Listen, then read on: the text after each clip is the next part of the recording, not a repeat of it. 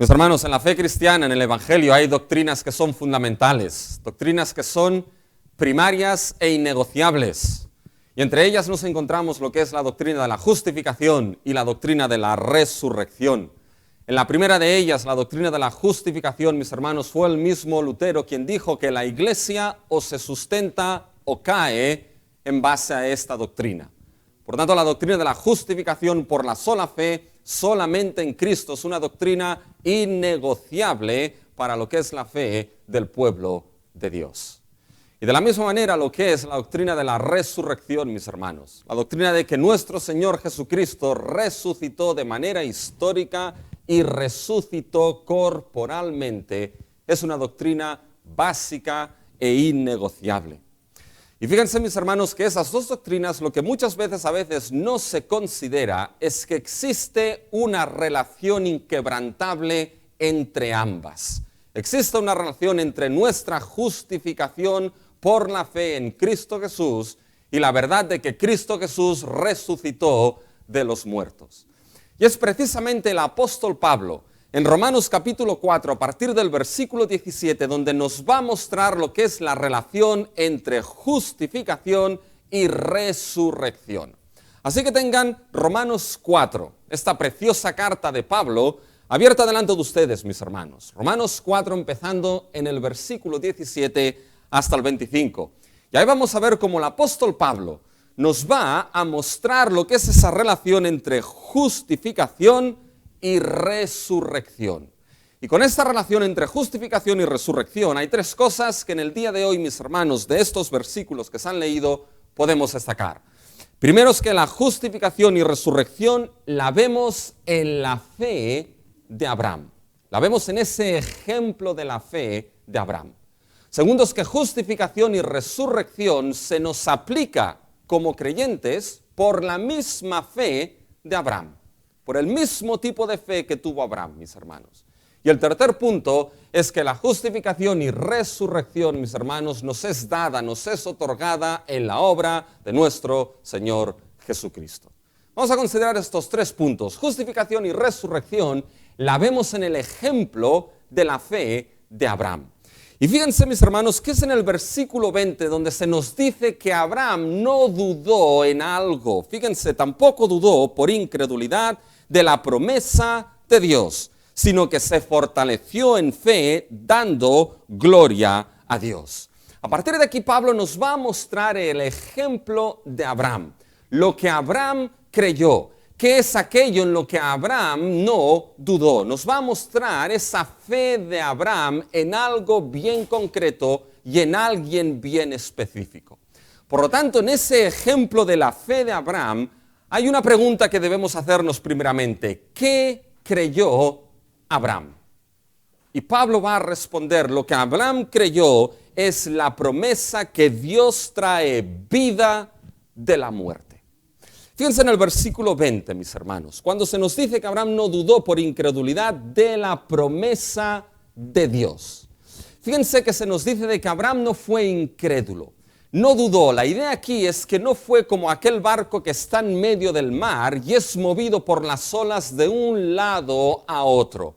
Abraham no fue de doble ánimo. Abraham no fue movido como una veleta en medio del mar de un lado a otro.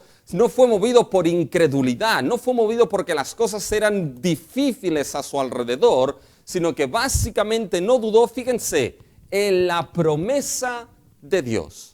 Es más, cuando llegamos al versículo 20, el énfasis se encuentra en la promesa de Dios. Literalmente esa expresión promesa de Dios está al inicio del versículo en el original. Eso quiere decir que Pablo está haciendo énfasis en el tema de la promesa de Dios. Pablo está diciendo algo así, de que no dudó de la promesa de Dios por incredulidad.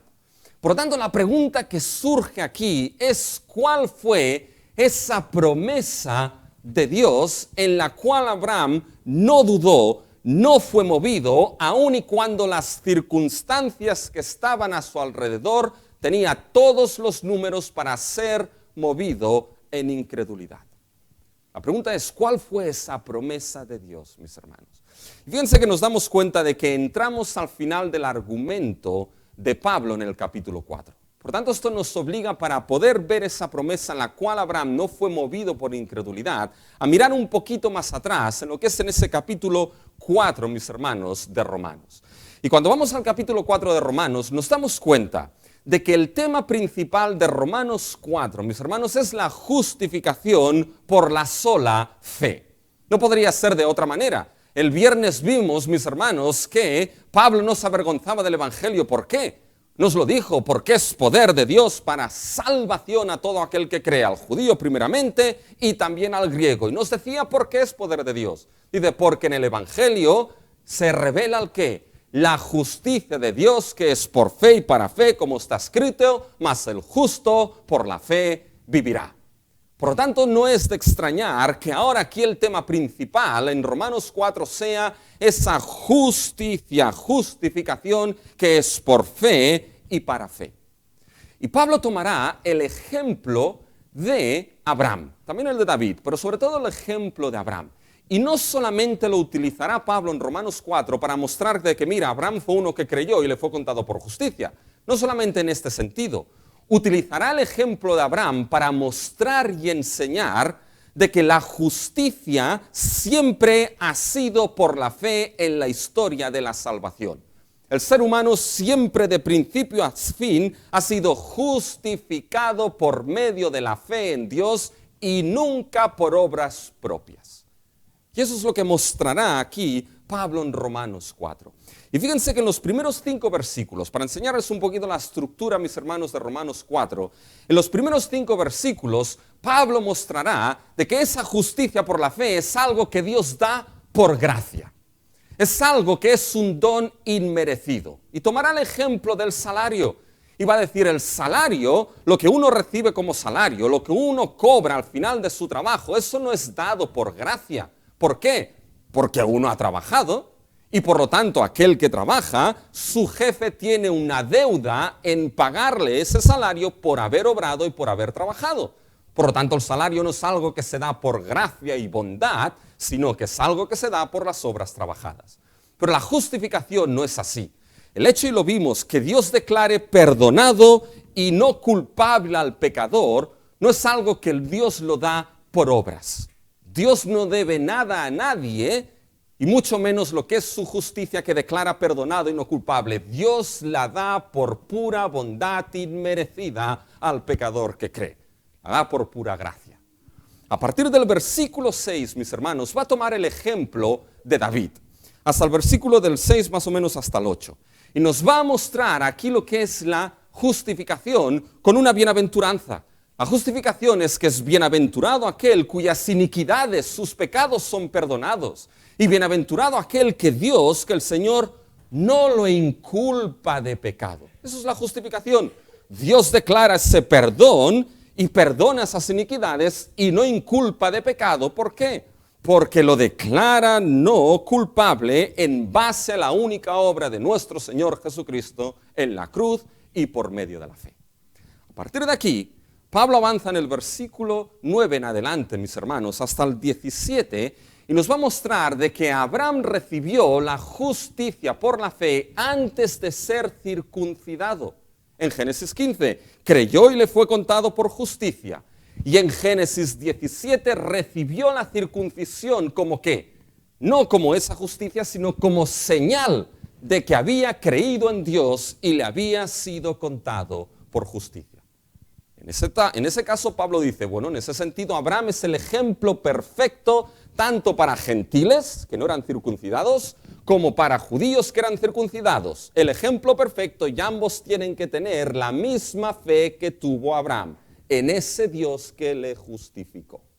Ese es el argumento que sigue básicamente Pablo. Y cuando llegamos al versículo 17, mis hermanos, aquí es donde debemos empezar a tomar atención para ver lo que es la relación entre justificación y redención, para entender la promesa que creyó Abraham, de que Dios es capaz de dar vida de los muertos. Fíjense en el versículo 17, mis hermanos. En el versículo 17 se nos dice qué promesa Dios dio a Abraham. Como está escrito, te he puesto por padre de muchas gentes. Esto en el Antiguo Testamento viene de Génesis 17, mis hermanos. Y Dios le prometió a Abraham que le había puesto por padre de muchas gentes, por padre de muchas naciones. Pero ¿qué gentes? ¿Qué naciones? Bueno, esas gentes y esas naciones que creerían con la misma fe que Abraham creyó a Dios. Esas naciones que creerían y serían justificados al igual que Abraham fue justificado. Pero ahora fíjense, mis hermanos, que Pablo va a definir al Dios en el cual Abraham creyó. Fíjense el versículo 17. Como está escrito, te he puesto por padre muchas gentes delante de Dios, y fíjense ahora, a quien creyó, el cual da vida a los muertos. Fíjense qué lenguaje empieza a utilizar aquí el apóstol Pablo. Creyó en Dios, pero no en cualquier Dios. Creyó en el Dios que es capaz de hacer ¿qué? Que es capaz de dar vida de los muertos. Abraham creyó en una prerrogativa que solamente le pertoca a Dios. Dios, que es el único Dios vivo y verdadero, es el único que entonces es capaz de dar vida. La vida y la muerte, mis hermanos, se encuentran en las manos de nuestro Dios. Y Dios es el único capaz de dar vida incluso de la muerte. Fíjense en Nehemías 9, mis hermanos, versículo 6. Cuando Nehemías ora, dice, tú solo eres Jehová. Tú hiciste los cielos y los cielos de los cielos con todo su ejército, la tierra y todo lo que está en ella, los mares y todo lo que hay en ellos. Y tú vivificas todas estas cosas y los ejércitos de los cielos te adoran. ¿Qué es lo que dice Nehemías en su oración? Tú lo creaste todo y no solamente lo creó, tú lo vivificas. El Dios creador es el Dios que da vida. Y Abraham creyó en un Dios, en el Dios que no solamente da vida, sino que es capaz de hacer algo asombroso, sacar vida de la muerte misma. ¿Por qué? Porque Dios es creador. Porque Dios es capaz de llamar las cosas que no son y las cosas que no existen en existencia misma. Fíjense si siguen leyendo el versículo 17. El cual da vida a los muertos, y fíjense, y llama las cosas que no son como si fuesen. ¿Qué lenguaje es este, mis hermanos? Cuando Dios llamó, usó el poder de su palabra para llamar aquellas cosas que no eran y que entrasen en existencia. Eso fue en la creación misma. No había nada, mis hermanos, nada. Lo único que estaba ahí antes del principio era el trino Dios. Y Dios dijo y las cosas fueron hechas. Esto lo estudiamos en la última reunión con nuestros adolescentes, la doctrina de la creación. Y uno de ellos, cuando llegamos al capítulo 1, versículo 3, Dios dijo, sea la luz, y la luz fue hecha. Ya, uno dijo, pero la luz, ¿de dónde salió? ¿De dónde salió la luz? ¿De dónde salió? Y la cuestión es, bueno, salió de ninguna parte, porque no había nada. Fue la palabra poderosa de Dios que dijo, sea la luz. Y la palabra poderosa del Creador llamó de donde no había en existencia a esa luz. Por tanto, ese Dios que es creador, mis hermanos, es el único que es capaz de dar vida de la muerte. Y Abraham creyó en ese Dios. Abraham creyó, mis hermanos, en la promesa que Dios le dijo, te haré padre de naciones, padre de multitud de gentes que tendrán esa misma fe. Y Abraham creyó que si era necesario que Dios sacase vida de la muerte para cumplir su promesa, la vida fluiría de la muerte para que Dios cumpliese esa promesa. Ahora bien, ¿por qué era esto tan importante para Abraham? ¿Saben por qué era importante? Sigan leyendo, mis hermanos, versículos 18 y 19. Él creyó en esperanza contra esperanza. Es decir, las cosas estaban difíciles para Abraham, ¿ya? Y van a ver por qué. Para llegar a ser padre de muchas gentes, conforme a lo que se le había dicho, así será tu descendencia. Una gran descendencia, mayor que las estrellas del cielo y que la arena del mar. Y fíjense ahora en el versículo 19.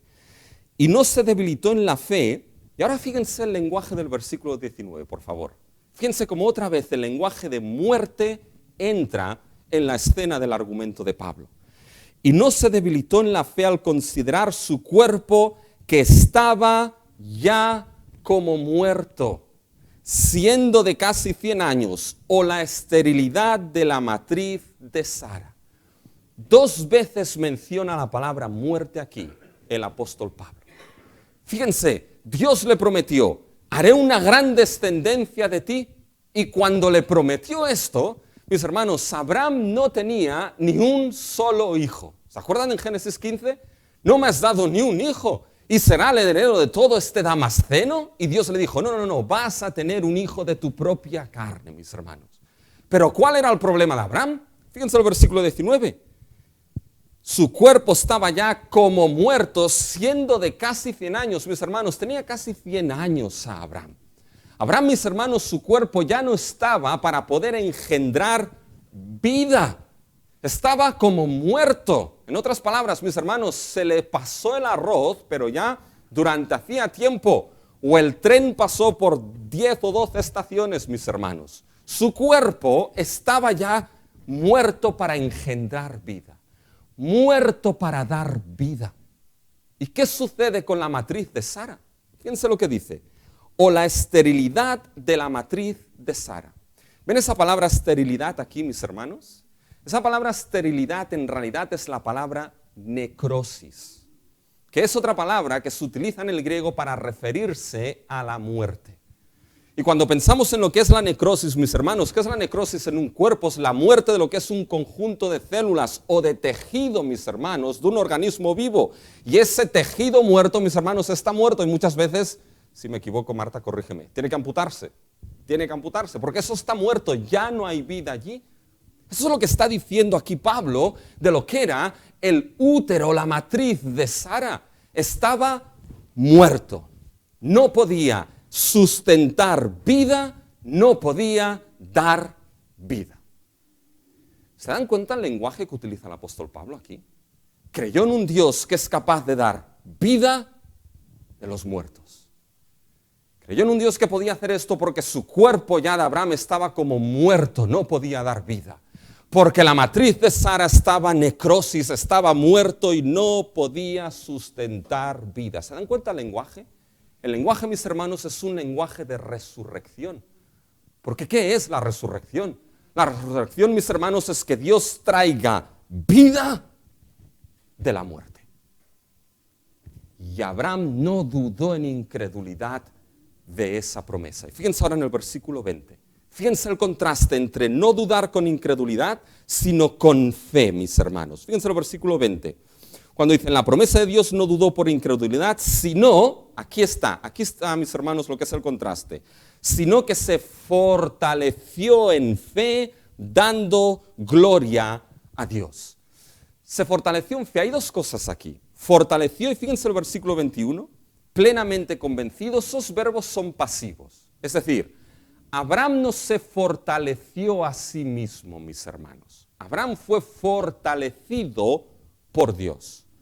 Pero fíjense que cuando se nos dice no dudó por incredulidad, Abraham, mis hermanos, consideró, y eso es importante, Abraham no tenía sus ojos cerrados a la realidad de lo difícil que eran las circunstancias en su vida para que Dios cumpliese esa promesa. Casi de 100 años, mi esposa no puede engendrar, me ha prometido una nación. Eran las situaciones y las circunstancias a su alrededor difíciles. Nunca se ha visto todavía en la historia de la salvación que Dios diese vida de los muertos. ¿Cómo esto va a cumplirse?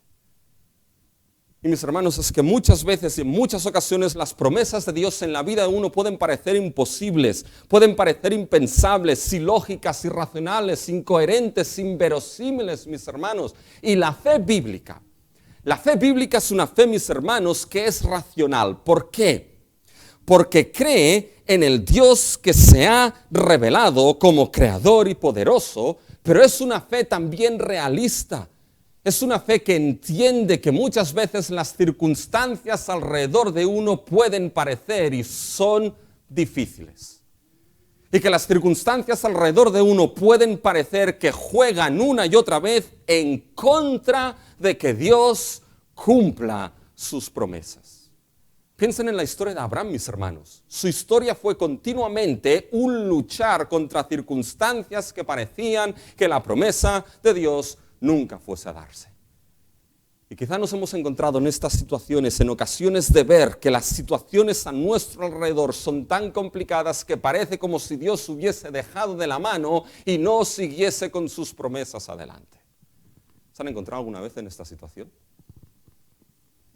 Pero Abraham no dudó, sino que fíjense, fue fortalecido en fe o por fe. Es decir, Dios fortaleció a Abraham por medio de esa fe. El punto aquí es que Abraham creyó, y esa fe que fue lo que le fortaleció es lo que dio gloria a Dios. Y ahora fíjense el versículo 21, fue plenamente convencido, mis hermanos. Fue plenamente convencido ¿de qué? De que ese Dios, fíjense, de que era también Dios poderoso para hacer todo lo que había prometido, mis hermanos.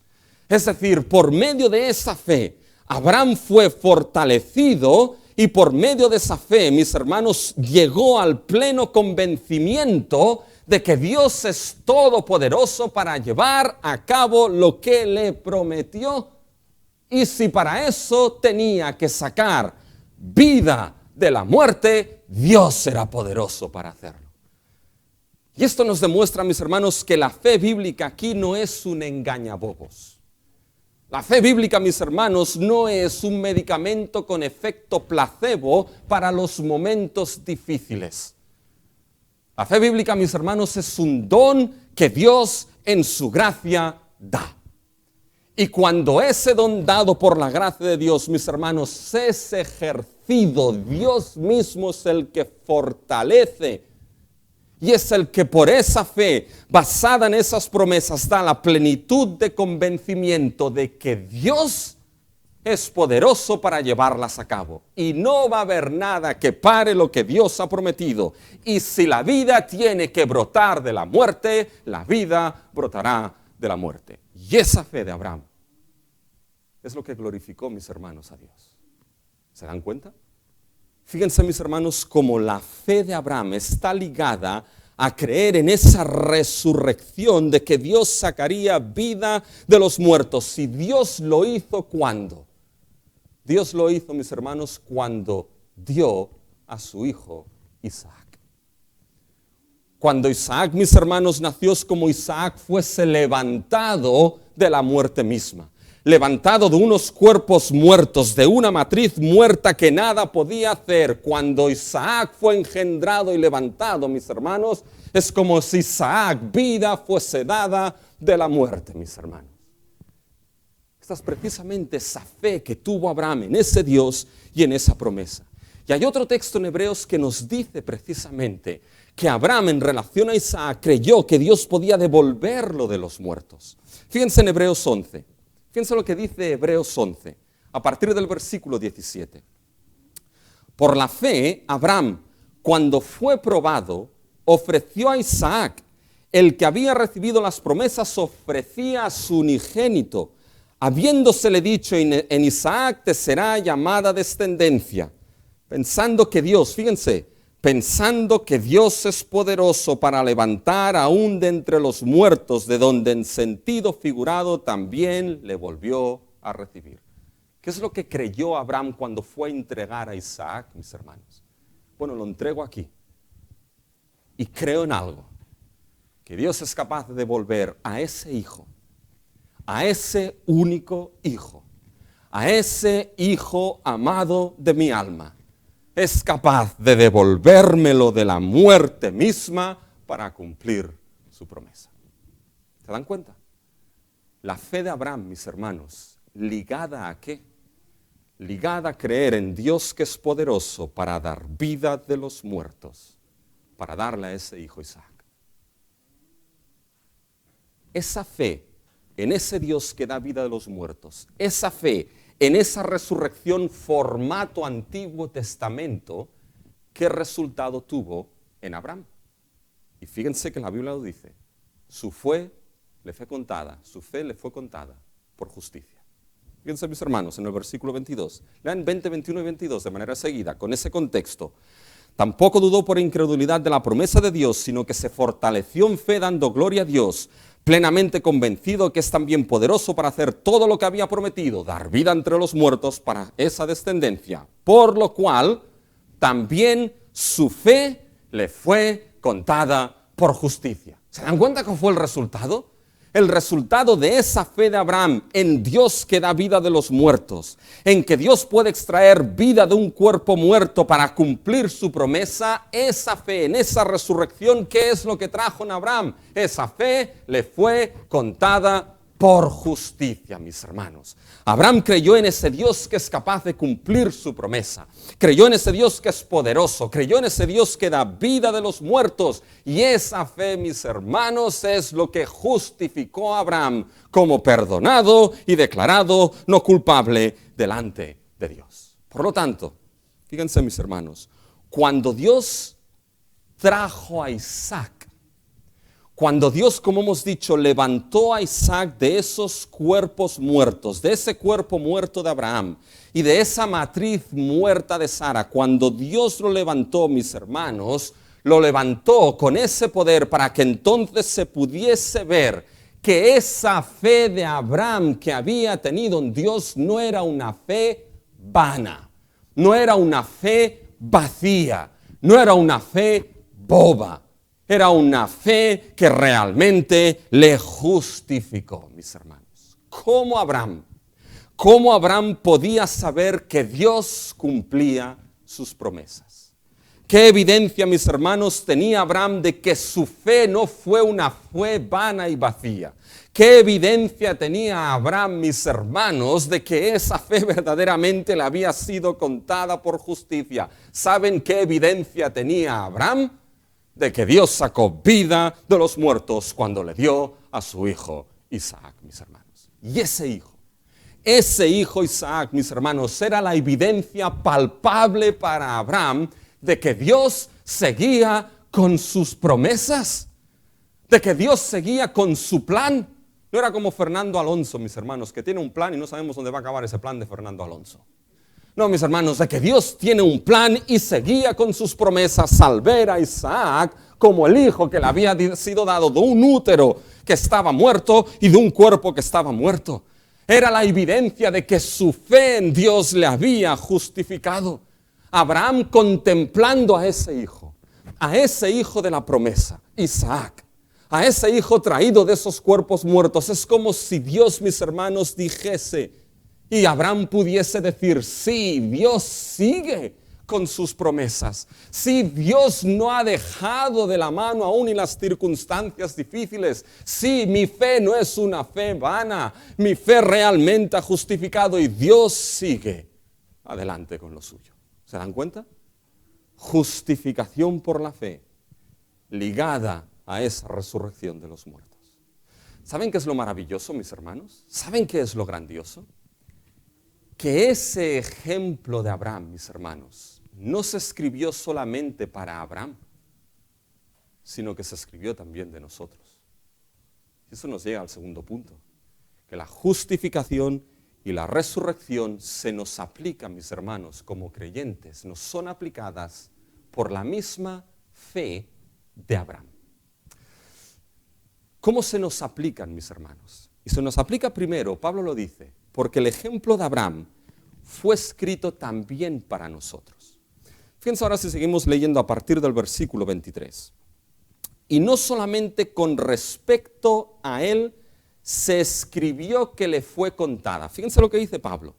Dice, este ejemplo no solamente se escribió con respecto a Abraham, que esa fe en ese Dios que da vida de los muertos, eso no se escribió solamente con respecto a él, que esa fe le fue contada por justicia, sino, fíjense, versículo 24, también con respecto a nosotros. Es decir, ¿quién es ese nosotros aquí en el argumento de Pablo? Es decir, se escribió también con respecto a los creyentes del nuevo pacto, mis hermanos. A nosotros, la iglesia de nuestro Señor Jesucristo. Y es que Pablo lo ha hecho ya más de una ocasión, que el Antiguo Testamento sirve como ejemplo para nosotros los creyentes del nuevo pacto. Por ejemplo, cuando llegamos a 1 Corintios 10, nos encontramos de que Pablo lo que hace es un repaso del éxodo de Israel. cómo salieron de Egipto, cómo cruzaron el mar, cómo estuvieron bajo la nube, cómo comieron del maná, cómo bebieron de la roca. Y Pablo escribe, eso es de ejemplo para nosotros. Pero cuando Pablo aquí está escribiendo, no se escribió solamente con respecto a ellos, sino también a nosotros, mis hermanos. Pablo está yendo un paso más allá. Pablo no está diciendo solamente de que, mirad, esto es el ejemplo para que vosotros también podáis vivir así. No está diciendo esto Pablo. Lo que Pablo aquí está diciendo es que todo el ejemplo de Abraham es la sombra de lo que en nosotros va a darse. Es lo que es ese anuncio de lo que se dará también en los creyentes del nuevo pacto. Por tanto, con esa idea, lo que Pablo está diciendo aquí, mis hermanos, es que si eso que se vio en Abraham es lo que también debe darse en los creyentes del nuevo pacto, se escribió también de nosotros. Mis hermanos, esa fe que tuvo Abraham debe ser el mismo tipo de fe que debamos tener nosotros. Lo que sucedió con esa fe de Abraham que lo justificó es lo mismo que debe suceder con nosotros que creemos. Ese Dios en el que creyó Abraham, que da vida a los muertos, es el mismo Dios en el cual nuestra fe debe descansar. Y esa evidencia que le fue dada a Abraham, con un hijo sacado de la muerte, es la evidencia que nos debe ser dada a nosotros y en la cual nuestra fe debe descansar y reposar, mis hermanos. ¿Se dan cuenta?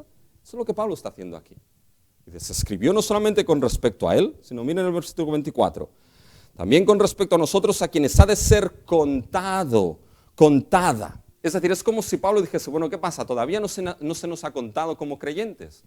Pablo está escribiendo, mis hermanos, desde el ejemplo de Abraham. Y está diciendo, sucedió esto para los que ha de ser contada en un futuro, mis hermanos. Y fíjense, mis hermanos, que aquí no se puede perder de vista el contexto. Y voy a repetirlo porque es importantísimo. Abraham creyó en ese Dios que es capaz de dar vida de la muerte para cumplir su promesa, mis hermanos. Fíjense que Abraham, mis hermanos, creyó en ese Dios. La fe siempre está depositada a un Dios y en lo que Dios ha revelado ya ha dado evidencia de ello. Fíjense, hoy en día muchos creen, mis hermanos, en Dios, pero en un Dios que ni se ha revelado como se ha revelado, ni ha dado evidencia de nada. Hay algunos que creen, mis hermanos, en un Dios que es capaz de darte el doble si tú le das. Y si tú le das, te va a dar el doble y te lo va a triplicar o a truplicar o lo que sea. Bueno, Dios no ha dado evidencia nunca de eso, mis hermanos, en la Escritura. Por tanto, la fe está puesta en ese Dios, mis hermanos, que se revela y que ha dado cierta evidencia de lo que Él hace en su palabra. Fíjense que fue esa fe la que justificó. Y esa debe ser nuestra fe. Por tanto, mis hermanos, nuestra fe debe ser del mismo tipo de la fe de Abraham. Debe descansar y ser depositada en el mismo Dios que da vida de los muertos y debe tener la misma evidencia. Y la cuestión es, ¿cómo es esto posible? Mis hermanos, Abraham creyó en ese Dios que da vida de los muertos. Abraham, mis hermanos, tuvo evidencia palpable. A Abraham le fue dado el hijo de la promesa. Y contemplando, mis hermanos, a Isaac, Abraham pudo ver que aún y las dificultades de la vida, aún y cuando todo funcionase contrario a esa promesa, viendo, mis hermanos, a Isaac, Abraham entonces podía tener esa certeza de esa fe. ¿Saben cuál es el problema para nosotros, mis hermanos? Que Isaac hace años que falleció. Bastantes años, mis hermanos. Y no tenemos a ese hijo de la promesa que Abraham tenía. Por lo tanto, ¿cuál es la evidencia que nosotros tenemos? ¿Cuál es la evidencia de que Dios ha sacado vida de la muerte? ¿Cuál es la evidencia de un hijo levantado de los muertos en el cual nuestra fe puede descansar? ¿Cuál es la evidencia que Dios nos ha dado? He sacado vida de los muertos para que entendáis que lo que habéis creído no es vano, sino que vuestra fe os justifica, habéis sido perdonados y declarados no culpables. ¿Cuál es esta evidencia? ¿Y saben cuál es, mis hermanos? De que Dios levantó a su Hijo. de que Dios levantó a Cristo Jesús de los muertos. Fíjense, mis hermanos, que el apóstol Pablo lo dice claro. ¿Cómo se aplica a nosotros? Por medio de haber creído en Dios que resucitó a Jesucristo de los muertos. Fíjense cómo ahora especifica quiénes son los que creen. Fíjense el versículo 24. Sino también con respecto a nosotros, a quienes ha de ser contada, esto es, a los que creemos en el que levantó de los muertos a Jesús, Señor nuestro. ¿Se dan cuenta? Especifica.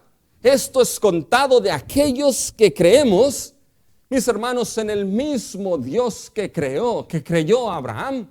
Creemos en el Dios que da vida de los muertos y que nos ha dado la misma evidencia que le dio a Abraham. Levantó un hijo de un cuerpo muerto, aquí levantó a su hijo Jesucristo de los muertos, mis hermanos. Esa fe de Abraham es la que lo justificó, mis hermanos. Ese hijo levantado era la señal que Dios sustentaba todavía sus promesas, mis hermanos. Que en ese hijo las promesas de Dios seguían adelante y de que nada era imposible para Dios. Y de que aun y cuando todo alrededor pareciese que iba mal y contrario y en contra de la promesa, ver ese hijo levantado, mis hermanos, era evidencia de que nada era imposible y Dios seguía, por muy inverosímil que pudiese ser. Era la evidencia de que esa fe justifica, mis hermanos. Y lo mismo para nosotros. ¿Por qué? Porque creemos en el mismo Dios y tenemos, mis hermanos, esa misma evidencia. Si con Abraham Dios sacó vida de los muertos, con nosotros, ¿qué ha hecho Dios? Ha sacado vida de los muertos levantando a su Hijo Jesucristo. Si Isaac era la señal, mis hermanos, de que la fe de Abraham le fue contada por justicia, perdonado y no culpable, la resurrección de Cristo es evidencia palpable, mis hermanos, de que nuestra fe en el Cristo que murió en aquella cruz es una fe que justifica, nos perdona y nos declara no culpables delante de Dios. Si con ese hijo levantado, Isaac, mis hermanos, Dios estaba mostrando mis promesas de salvación, siguen adelante y hasta el fin. Mis hermanos, con la resurrección de Cristo vemos que Dios ha dado evidencia de que sigue con sus promesas de salvación. ¿Saben cuál es la diferencia con nosotros, mis hermanos? Hay una gran diferencia, mis hermanos. La gran diferencia es que Abraham, cuando vio a Isaac, mis hermanos, Abraham solamente estaba viendo la sombra de lo que pasaría. Abraham, mis hermanos, sin Isaac solamente estaba viendo la luz reflejada de lo que sería Dios trayendo vida de los muertos en el Hijo de la promesa. Es como aquel que coge un espejo.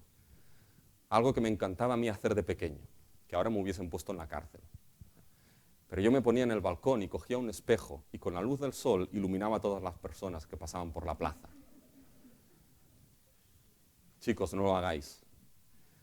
Pero es como aquel que coge un espejo y refleja solamente la luz del sol. Abraham, mis hermanos, lo único que vio fue la figura. Fue la sombra, nosotros vemos la figura. Abraham lo único que vio fue el ejemplo, nosotros vemos la realidad. Abraham vio el reflejo, mis hermanos, de la luz. Nosotros vemos la luz en sí misma. Y piensen en lo siguiente.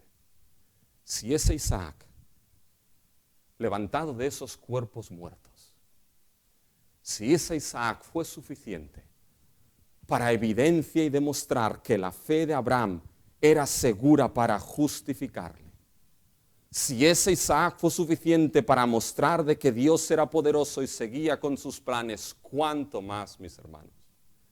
¿Cuánto más para nosotros es evidencia de que si has creído en Cristo Jesús, eres justificado, perdonado y declarado no culpable? ¿Cuánto más la resurrección de Cristo es evidencia de esto para tu vida, para nuestra vida?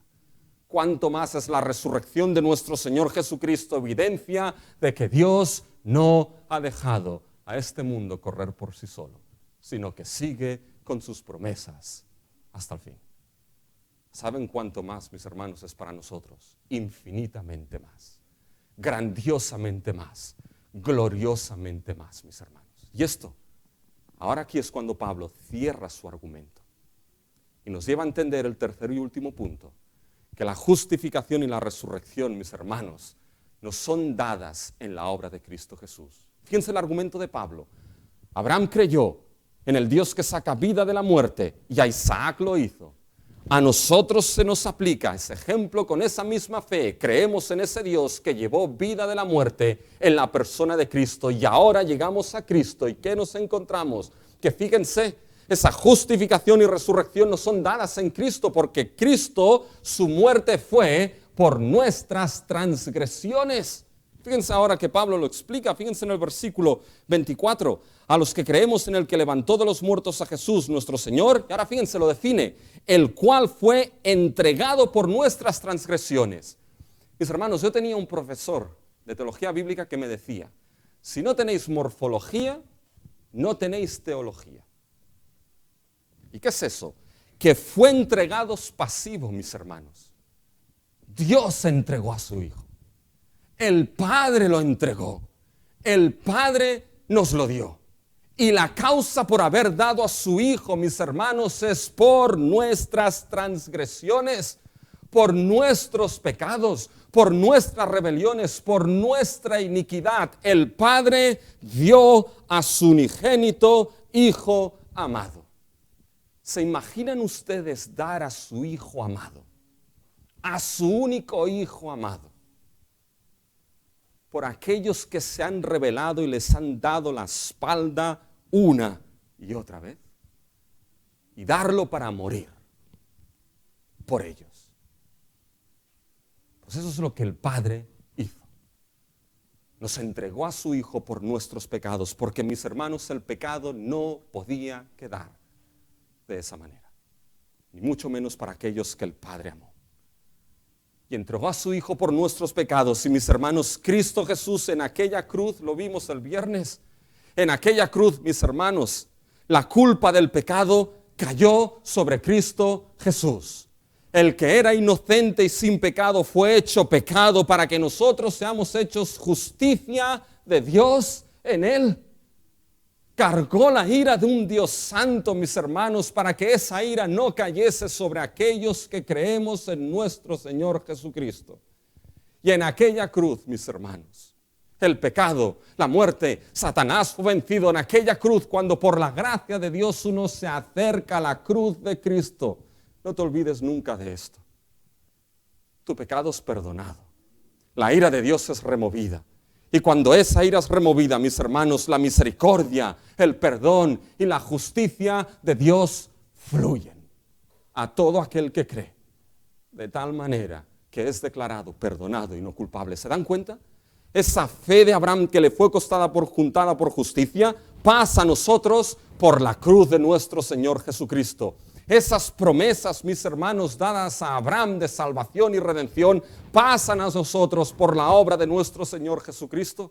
Cuando Pablo escribió a los Gálatas, mis hermanos, fíjense en Gálatas 3:16 lo que Pablo dice. Ahora bien, a Abraham fueron hechas las promesas y a su simiente. Dice, no dice y a las simientes como si hablase de muchos, sino como de uno, y a tu simiente, la cual es Cristo. Y en esa cruz, mis hermanos, tenemos esta gloriosa justificación, perdón y redención de nuestros pecados. Pero Cristo no podía quedar ahí. Si fue entregado por nuestras transgresiones, fíjense, su resurrección fue con vistas a nuestra justificación. Fíjense al final del versículo 25. Y resucitó para nuestra justificación.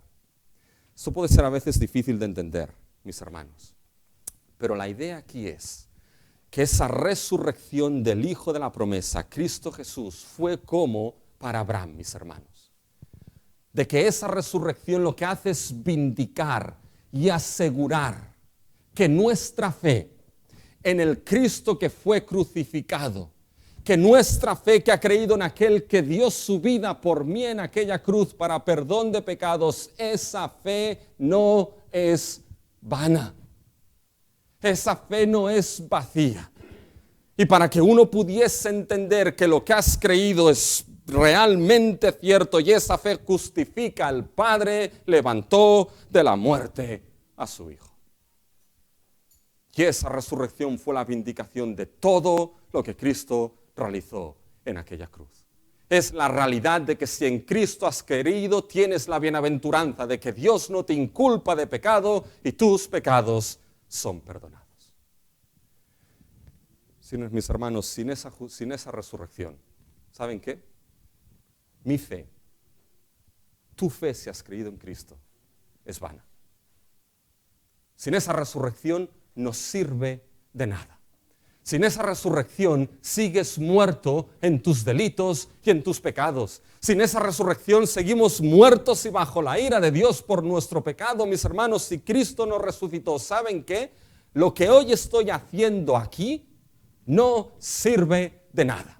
Lo que hice el viernes no sirve de nada. Lo que hacemos todos los domingos no sirve de nada.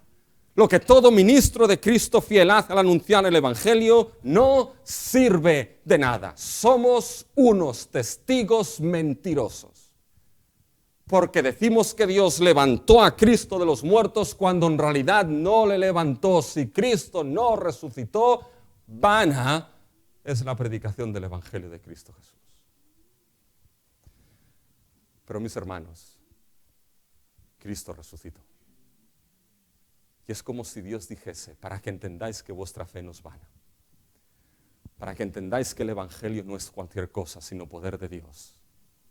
Al igual que Cristo dijo, Lázaro, sal fuera.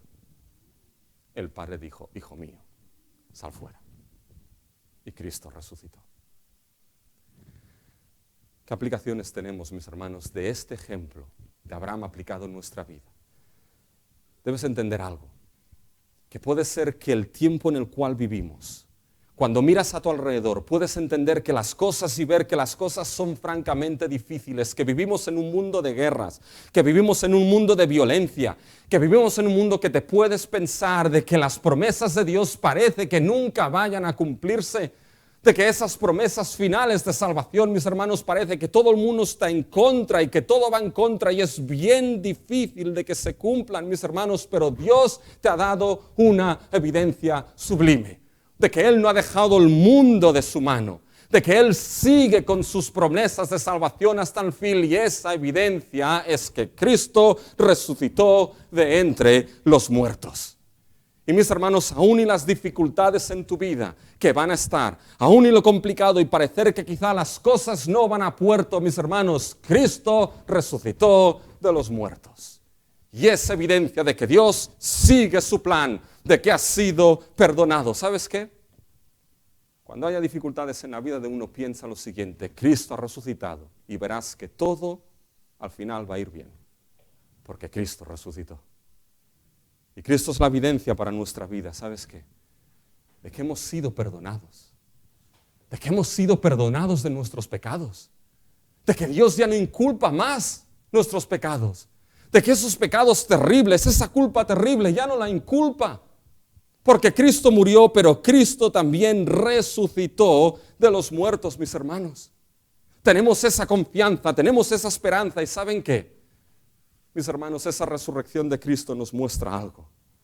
Nos muestra, mis hermanos, de que no perdemos el tiempo en creer y en predicar el Evangelio de Cristo Jesús. Porque Cristo ha resucitado, mis hermanos. La cruz es verdad y todo lo que ahí sucedió, mis hermanos. Y no pierdo el tiempo. Me escuchen o no me escuchen, más o menos, no pierdo el tiempo al anunciar que Cristo murió y resucitó porque es poder de Dios para salvación.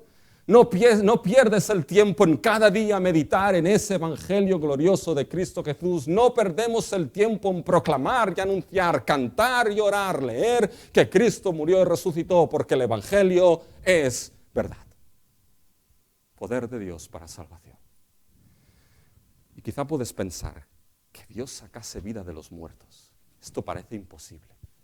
Esto parece inverosímil. Pero sabes, lo que creas, por muy difícil que te parezca, no cambia la verdad del hecho histórico de que Cristo resucitó. Y esa resurrección de Cristo te llama a algo. Esa resurrección de Cristo te llama a creer.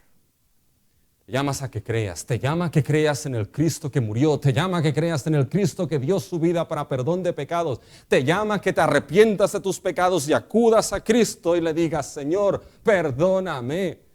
Dame vida nueva en Cristo Jesús. Esa resurrección te llama a esto porque el Cristo resucitó y lo que hizo en la cruz es verdad. Y te llama para que al final puedas cantar con los redimidos. Puedas cantar con el pueblo de Dios. Porque Él vive, triunfaré mañana. Porque Él vive, ya no hay temor. Porque yo sé que el futuro es suyo. Y como la cantamos al final, se la dejo aquí, mis hermanos. Mis hermanos, mas ahora Cristo ha resucitado. Primicias de los que hemos dormido, los que dormiremos y resucitaremos. Él es el primer fruto de esa resurrección gloriosa. Dios quiera que no perdamos eso que es fundamental para nuestra fe. Dios quiera que no dejes pasar el día de hoy por su gracia de acudir a Cristo Jesús. Vamos.